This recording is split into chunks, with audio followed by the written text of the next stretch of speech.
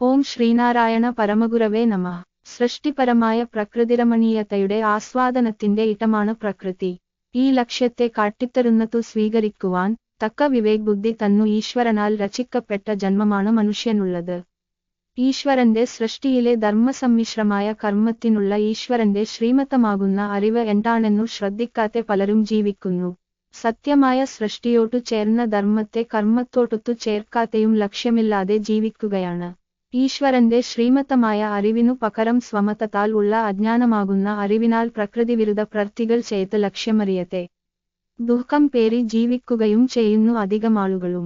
മനുഷ്യന്റെ ജീവിതലക്ഷ്യത്തിലടങ്ങിയ സത്യത്തിന്റെ പാതയെ പ്രകാശിപ്പിച്ചു കാണിച്ചു തരുവാൻ അവതാരമായി ഭൂമിയിലേക്കയച്ച ഈശ്വരന്റെ ചൈതന്യം വിളങ്ങുന്ന തജ്ജ്യോതി ആണ് ശ്രീനാരായണ ഗുരു.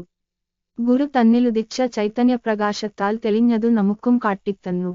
ഈ സത്യമായ പാതയെ കാട്ടിത്തരുവാൻ രചിച്ച അക്ഷരങ്ങളുടെ കൂട്ടിച്ചേർച്ചയായ മഹാവാക്യങ്ങളാണ് പുസ്തകരൂപത്തിലാക്കി നമുക്കായി തന്നിട്ടു പോയത്.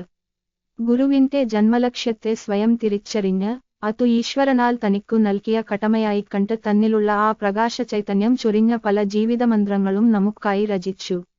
ശ്രീഗുരു നൽകിയ അദ്വൈത ചിന്തയെ സ്വയം തിരിച്ചറിഞ്ഞ് ആ മന്ത്രശക്തിയുടെ ചൈതന്യത്താൽ പ്രവർത്തികളെ ചെയ്തു ജീവിതം തുടങ്ങിയവരെല്ലാം ഇന്നു ശാന്തിയിലും സമാധാനത്തിലുമുള്ള ജീവിതവീതിയെ വിവേകത്തോടെ കർമ്മത്തോട്ടു ചേർത്തു ജീവിക്കുന്നു.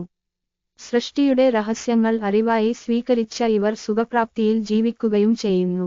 അവരുടെ അറിവലടങ്ങിയ സുഖാനുഭവപ്രാപ്തിയെ മറ്റുള്ളവരിലേക്ക് സ്നേഹത്തിന്റെ ഭാഷയിൽ അവർ അറിവാക്കി തന്നെ പകർന്നു കൊടുക്കുകയും ചെയ്യുന്നു.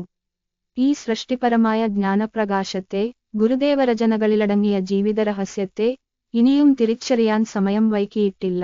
ധർമ്മത്തെയും അതോടൊത്ത കർമ്മത്തെയും തിരിച്ചറിഞ്ഞ് അതിലൂടെ പ്രവർത്തികൾ ചെയ്ത് ഈ സത്യമായ മാർഗത്തെ ജീവിതസുഖത്തിന്റെ ലക്ഷ്യമാക്കുക. എല്ലാം സുഖദായകമാക്കും. നമസ്തേ.